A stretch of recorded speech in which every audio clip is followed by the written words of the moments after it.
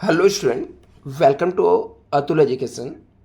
तो स्टूडेंट, इस वीडियो के अंदर हम लोग कॉस्ट अकाउंटिंग के 24 मोस्ट आईएमपी क्वेश्चन देखेंगे जो कि मेरे तरफ से एक्सपेक्टेड है। मुझे लगता है कि इस टाइप के क्वेश्चन आएंगे, तो आप लोग एक्स्ट्रा पढ़ सकते हो तो पढ़ना, बट एक बार ट्राई करना कि पूरे ऑब्जेक्टिव जो मैं आपको बताने वाला हूँ ये आपका पूरा क्लियर रहे। मतलब इतना ऑब्जेक्टिव क्वेश्चन आपको आता ही रहना चाहिए। तो चलो हम लोग देखते हैं इसके अंदर कौन से मोस्ट इंपॉर्टेंट ऑब्जेक्टिव क्वेश्चन है। और स्टूडेंट, अभी तक आप लोगों ने चैनल को सब्सक्राइब नहीं किया तो चैनल को सब्सक्राइब कर लेना, क्योंकि यहाँ पर मैं आप लोग के लिए टाइम टाइम पे बहुत सारी चीज़ें, इंपॉर्टेंट चीज़ें और आपके हेल्प के लिए जितना ज़्यादा हो सकता है उतना ज़्यादा मैं वीडियो आप लोग को अपलोड कर रहा हूँ। तो आप लोग भी सपोर्ट करके चैनल को सब्सक्राइब कर लेना और वीडियो को लाइक कर देना। और डिस्क्रिप्शन बॉक्स में टेलीग्राम चैनल, व्हाट्सएप ग्रुप के डिटेल है, तो आप लोग उसको ज्वाइन कर लेना। और पहले इस ऑब्जेक्टिव क्वेश्चन को पूरा डिटेल में देख लेना कि क्या क्या इंपॉर्टेंट ऑब्जेक्टिव क्वेश्चन है। मैं एक्सप्लेनेशन के साथ में आपको बताता हूँ। आपको पूछा गया कि नॉर्मल आइडल टाइम क्या होता है। नॉर्मल आइडल टाइम मीन्स ऐसा टाइम होता है जब एम्प्लॉय क्या करता है, लंच करता है, ब्रेक उसको मिलता है, टी कॉफ़ी ब्रेक मिलता है। इसको हम लोग नॉर्मल आइडल टाइम बोलते हैं।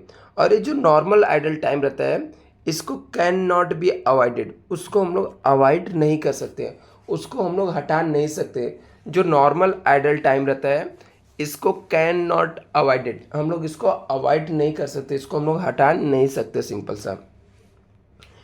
इंटरेस्ट ऑन इन्वेस्टमेंट, इंटरेस्ट जो इन्वेस्टमेंट का रहता है इससे इंक्रीज होता है। क्या इंक्रीज होता है? फाइनेंशियल प्रॉफिट क्या होता है? इंक्रीज होता है। इंटरेस्ट ऑन इन्वेस्टमेंट से इंक्रीज होता है। क्या इंक्रीज होता है? फाइनेंस के प्रॉफिट क्या होते हैं? इंक्रीज होते हैं। दूसरा यहाँ पे cost accounting is the direct toward the need of internal use. जो कॉस्ट अकाउंटिंग रहता है वो हम लोग किसके लिए बनाते हैं? इंटरनल यूज के लिए बनाते हैं। किसके लिए स्टूडेंट बनाते हैं? Internal use. जो भी फाइनेंशियल कॉस्ट रहता है और उससे क्या होता है, फाइनेंशियल इनकम से फाइनेंस के प्रॉफिट बढ़ते हैं और फाइनेंशियल कॉस्ट से फाइनेंस के प्रॉफिट कम होते हैं। कॉस्ट अकाउंटिंग जो रहता है वो इंटरनल यूज के लिए बनाया जाता है। जो कॉस्ट अकाउंटिंग रहता है डायरेक्ट टुवर्ड द किसके लिए रहता है? इंटरनल यूजेस के लिए हम लोग बनाते हैं। नेक्स्ट यहाँ पे लिखा है factory overhead are recovered as percentage of किसका? डायरेक्ट वेजेस का। जो फैक्ट्री ओवरहेड रहता है वो directed as recorded as percentage of direct wages आता है। क्या? जो फैक्ट्री ओवरहेड रहता है स्टूडेंट वो रिकवर्ड होता है परसेंटेज ऑफ डायरेक्ट वेजेस के बेस पे मोस्टली हम लोग लेते हैं। Indirect cost are known as overhead. जो इनडायरेक्ट खर्चा रहता है उसको हम लोग क्या बोलते हैं स्टूडेंट? ओवरहेड बोलते हैं। उसे हम लोग क्या बोलते हैं? ओवरहेड बोलते हैं। आगे लिखा है यहाँ पर payment to other parties is called out of pocket cost. यदि हम लोग पेमेंट करते हैं, किसको पेमेंट करते हैं? पेमेंट किसी अदर पार्टीज को करते हैं तो इसे हम लोग क्या बोलते हैं? आउट ऑफ पॉकेट कॉस्ट भी बोलते हैं। आगे यहाँ पर लिखा है इम्पोर्टेड कॉस्ट इज क्या है? इम्पोर्टेड कॉस्ट क्या होता है? नोशनल कॉस्ट होता है। जो इम्पोर्टेड कॉस्ट होता है उसे हम लोग क्या बोलते हैं? नोशनल कॉस्ट बोलते हैं। Notional rent is recorded in cost accounting. Notional rent जो रहता है वो कहाँ पे रिकॉर्ड करते हैं हम लोग? कॉस्ट अकाउंटिंग के अंदर रिकॉर्ड करते हैं। नेक्स्ट लिखा है cost of production is equal to, cost of production equal to होता है फैक्ट्री कॉस्ट, एडमिनिस्ट्रेटिव ओवरहेड दोनों आता है। Cost of production equal to होता है factory cost plus administrative overhead आता है। Cost of production equal to क्या आता है? Factory cost plus administrative overhead आता है। नेक्स्ट यहाँ पे लिखा है economic order quantity refers to, economic order quantity refers to the quantity of material to be order at a time. Economic order quantity means क्या होता है? The quantity of material to be order at the time. कितने quantity of material का हम लोग order कर रहे हैं इस टाइम पे, उसको हम लोग बोलते हैं इकोनॉमिक ऑर्डर क्वांटिटी बोलते हैं। तो इकोनॉमिक ऑर्डर क्वांटिटी मीन्स क्या होता है? कितना क्वांटिटी हम लोग मटेरियल एट द टाइम पे हम लोग ऑर्डर कर रहे हैं। नेक्स्ट यहाँ पे store department issue material to the production department based on, बोलता है जो स्टोर डिपार्टमेंट इशू करता है मटेरियल, प्रोडक्शन डिपार्टमेंट को किसके बेस पे रहता है, तो मटेरियल रिक्विजिशन नोट्स के बेस पे रहता है। किसके बेस पे रहता है, मटेरियल रिक्विजिशन नोट्स के बेस पे रहता है। नेक्स्ट यहाँ पे दिया है टाइम कीपिंग मीन्स क्या होता है। टाइम कीपिंग मीन्स होता है time spend by worker on their job. Time keeping का मतलब क्या होता है, कितना टाइम ने वर्कर ने दिया है जॉब पर। टाइम कीपिंग मीन्स होता है time spend by worker, worker ने कितना टाइम स्पेंड किया है ऑन देयर जॉब, खुद की जॉब पे कितना टाइम उसने वर्क किया। ठीक है, टाइम कीपिंग का टाइम बुकिंग मीन्स होता है time spend by worker on their job. Warehouse expenses is example, तो वो डिस्ट्रीब्यूशन ओवरहेड का है। जो वेयर हाउस का एक्सपेंस है वो कौन सा एग्जाम्पल है, तो डिस्ट्रीब्यूशन ओवरहेड का है।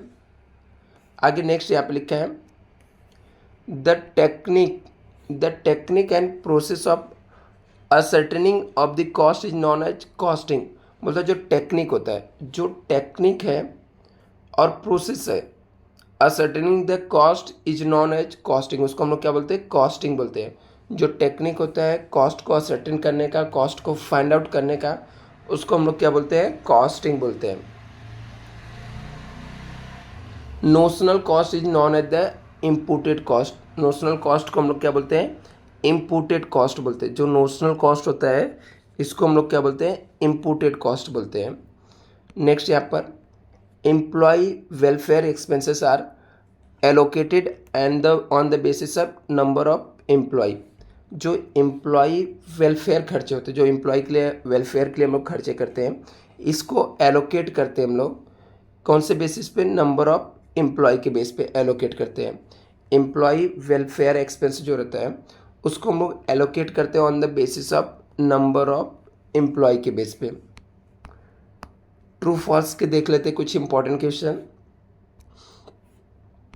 लिखा है the aggregate of all the direct cost in the terms of, उसे हम लोग क्या बोलते हैं, प्राइम कॉस्ट।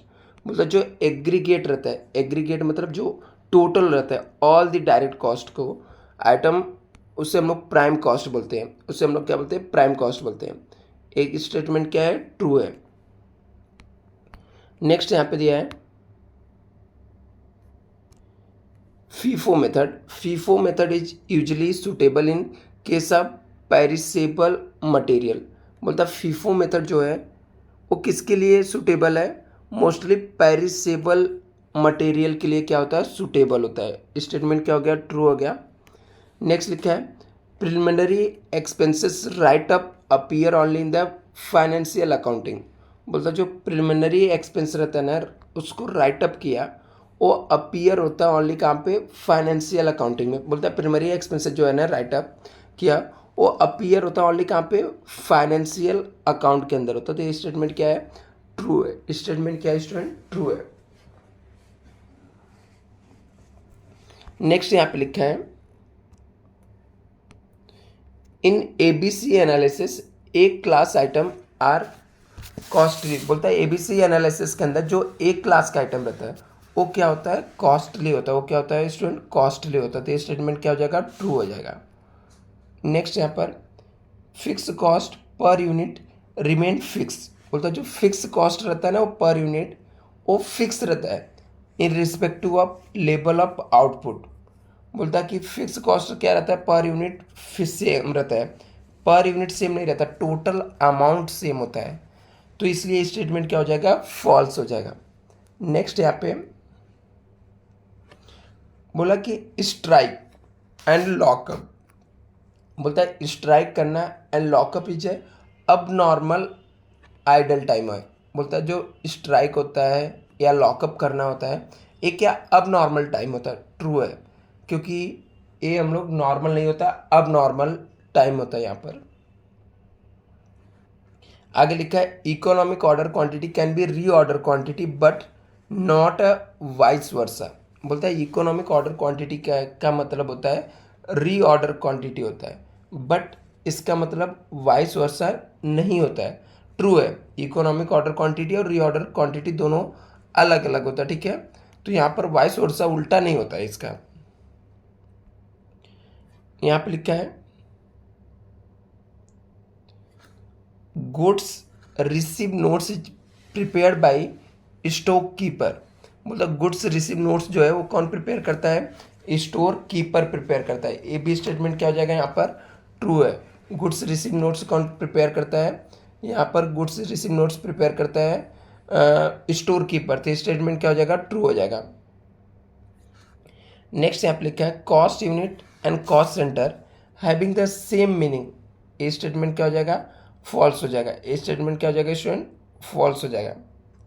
आगे यहाँ पे लिखा है variable cost are vary with the time. बोलता है जो वेरिएबल कॉस्ट होता है वो चेंज होता है वो लेकिन टाइम के हिसाब से।